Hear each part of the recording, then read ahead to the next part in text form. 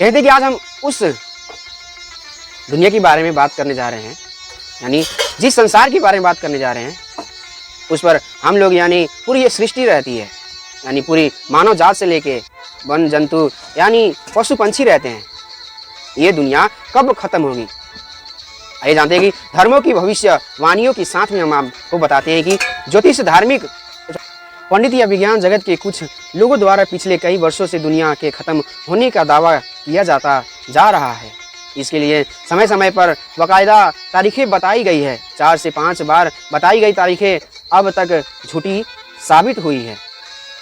इन भविष्यवाणियों का आधार क्या है, ये जानने की जरूरत है कि विश्व के अलग अलग हिस्सों में सुनामी, बाढ़, भूकंप जैसी प्राकृतिक घटनाओं से होने वाली तबाही ऐसा बातों को और बल देती है। प्रकृति की भयावह घटनाओं को देखते हुए जनता को भविष्यवाणियों द्वारा और भयभीत किया जाता रहा है।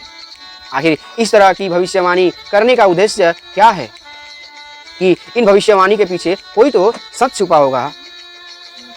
कहते हैं कि माया सभ्यता में वो एक कैलेंडर है। माया कैलेंडर में 21 दिसंबर 2012 के बाद की तिथि का वर्णन नहीं है। कैलेंडर अनुसार उसके बाद पृथ्वी का अंत है। इस पर यकीन करने वाले कहते हैं कि हजारों साल पहले ही अनुमान लगाया लिया था कि 21 दिसंबर 2012 पृथ्वी पर प्रलय का दिन होगा। गणित और खगोल विज्ञान के मामले में बेहद उन्नत मानी गई इस सभ्यता के कैलेंडर में पृथ्वी की उम्र 51,026 वर्ष आंकी यानी संभव करके बताई गई है। माया सभ्यता के जानकारों का कहना है कि 26,000 साल में इस दिन पहली बार सूर्य अपनी आकाश गंगा मिल्की वे के केंद्र की सिद्ध में आ जाएंगे। इसकी वजह से पृथ्वी बेहद ठंडी हो जाएगी। इससे सूरज की किरणों पृथ्वी पर पहुंचना बंद हो जाएगी और हर तरफ अंधेरा ही अंधेरा छा जाएगा। लेकिन ऐसा कुछ नहीं हुआ। हाँ, धरती पर बाढ़, तूफान और भूकंप की घटनाएं जरूर बढ़ गई थी। एक और नास्त्रदमस की भविष्यवाणी में भी क्या उन्होंने बताए थे कि नास्त्रदमस की भविष्यवाणी के विश्लेषण को अनुसार नास्त्रदमन ने प्रलय के बारे में बहुत स्पष्ट लिखा है कि मैं देख रहा हूँ कि आग का एक गोला पृथ्वी की ओर बढ़ रहा है जो धरती से मानव की विलुप्ति का कारण बन सकता है। ऐसा कब होगा इसके बारे में स्पष्ट नहीं, लेकिन ज़्यादातर जानकार घोषणा करते हैं कि ऐसा तब होगा जब कि तृतीय विश्व युद्ध चल रहा होगा। तब आकाश से एक उल्का पिंड हिंद महासागर में गिरेगा और समुद्र का सारा पानी धरती पर फैल जाएगा, जिसके कारण धरती के अधिकांश राष्ट्र डूब जाएंगे। या ये भी हो सकता है कि इस भयानक टक्कर के कारण धरती अपनी धुरी से ही हट जाए और अंधकार में समा जाए। और ईसाई धर्म का क्या मान्यता है? बाइबल के जानकारों का मानना है कि प्रभु यीशु का पुनः अवतार होने वाला है, लेकिन इसके पहले दुनिया का खत्म होना तय ही है और वह दिन बहुत ही निकट है। बस कुछ लोग ही बच जाएंगे। इस दिन प्रभु न्याय करेगा। कुछ ईसाई जानकारों के अनुसार प्रलय 2012 के आसपास ही कही गई है। बाइबल का वर्षों तक अध्ययन करने के बाद हेराल्ड कैपिन ने कहा है कि प्रलय का दिन 21 मई 2011 है, लेकिन ऐसा कुछ नहीं हुआ। ईसाई धर्म के जानकार लोग समय समय पर प्रलय आने की घोषणा करते रहते हैं। इसके पीछे ये भी कारण हो सकता है कि वे लोगों को धर्म से जोड़ना चाहते हो।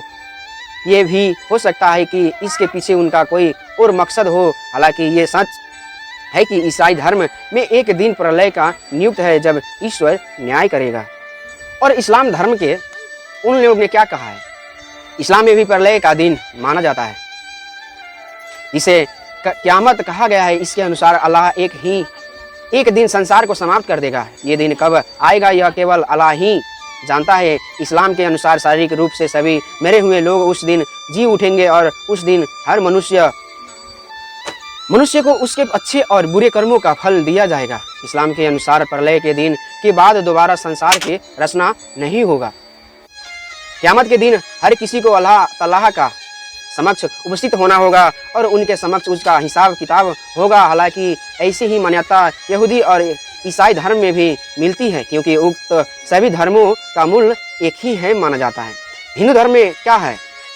प्रलय के संबंध में हिंदू धर्म की धारणा मूल रूप से वेदों से प्रेरित है। प्रलय का अर्थ होता है कि संसार का अपने मूल कारण प्रकृति के सर्वथा लीन हो जाना। प्रलय 4 प्रकार की होती है।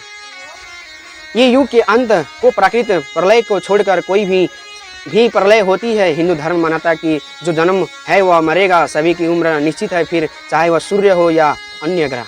सवाल ये उठता है कि प्रलय की धार्मिक मान्यताओं में कितनी सच्चाई है, या ये सिर्फ कल्पना मात्र है जिसके माध्यम से लोगों को भयभीत करते हुए धर्म और ईश्वर में पूर्ण आस्था को जगाया जाता है। जहाँ तक सवाल वैज्ञानिक दृष्टिकोण का है तो वह भी विरोधाभासी भी है। और वैज्ञानिक मान्यता में क्या है? कई बड़े वैज्ञानिकों का आशंका है कि एक्स नाम का ग्रह धरती को काफी पास से गुजरेगा और अगर इस दौरान इसकी पृथ्वी से टक्कर हो गई तो पृथ्वी को कोई नहीं बचा सकता। हालांकि कुछ वैज्ञानिक ऐसी किसी भी आशंका से इनकार करते हैं। वैज्ञानिकों का मानना है कि ब्रह्मांड में ऐसा हजारों ग्रह गुजर चुके हैं। 1994 में एक ऐसी ही घटना घटी थी। पृथ्वी के बराबर के 10 से 12 उल्कापिंड बृहस्पति ग्रह से टकरा गए थे, जहां का नज़ारा महाप्रलय से कम नहीं था। आज तक उस ग्रह पर उनकी आग और तबाही शांत नहीं होती है। वैज्ञानिक मानते हैं कि यदि बृहस्पति ग्रह के साथ जो हुआ वह भविष्य में कभी पृथ्वी के साथ हुआ तो तबाही तय और लेकिन जरूर है। सिर्फ आशंका है। आज वैज्ञानिकों के पास इतने तकनीक साधन है कि इस तरह की किसी भी उल्कापिंड की मिसाइल द्वारा दिशा बदल जाएगी। इसके बावजूद फिर भी जलवायु परिवर्तन और ग्लोबल वार्मिंग तबाही का एक कारण बने हुए हैं। और कुछ महीनों पहले अमेरिका के खगोल वैज्ञानिक से भी घोषणा की थी कि 3 अप्रैल 2036 को पृथ्वी पर प्रलय हो सकता है। उनके अनुसार अंतरिक्ष में घूमने वाला एक ग्रह एपोफिस 37,014.91 किलोमीटर प्रति घंटा की रफ्तार से पृथ्वी के टकरा सकता है। इस प्रलयकारी भिंडत में हजारों लोगों की जान जा सकती है। हालांकि नासा के वैज्ञानिकों का कहना है कि इसे लेकर घबराने की कोई ज़रूरत नहीं है। और महाभारत की क्या मानना है? महाभारत में कलयुग के अंत में प्रलय होने का जिक्र है, लेकिन यह किसी जल प्रलय से नहीं बल्कि धरती पर लगातार बढ़ रही गर्मी को होगा। महाभारत के वन पर्व में उल्लेख मिलता है कि कलयुग के अंत में सूर्य का तेज इतना बढ़ जाएगा कि सातों समुद्र और नदियां सूख जाएगी। सर्वतक नाम की अग्नि धरती को पाताल तक भस्म कर देगी। वर्षा पूरी तरह बंद हो जाएगी, सब कुछ जल जाएगा। इसके बाद फिर 12 वर्षों तक सर्वतक नाम की अग्नि धरती को पाताल तक भस्म कर देगी। वर्षा पूरी तरह से बंद हो जाएगी, सब कुछ जल कर राख हो जाएगा। इसके बाद फिर 12 वर्षों तक लगातार बारिश होगी, जिसके सारी धरती जलमग्न में डूब जाएंगे। जल में फिर से जीव उत्पन्न की शुरुआत हो जाएगी।